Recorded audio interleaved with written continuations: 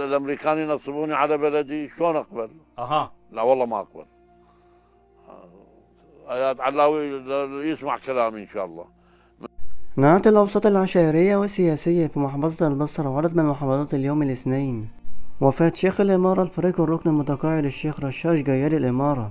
وقال نائب محافظة البصرة زيد الإمارة أن المحافظة فقدت اليوم أحد أعمدتها الذي كان له دور كبير في استقرار المحافظة لا سيما بعد تغيير النظام. وبين أن الفقيد عمل منذ سنوات على حل المشاكل العشائرية وإحداث استقرار في البصرة لا سيما في شمالها كونه يسكن شمال المحافظة.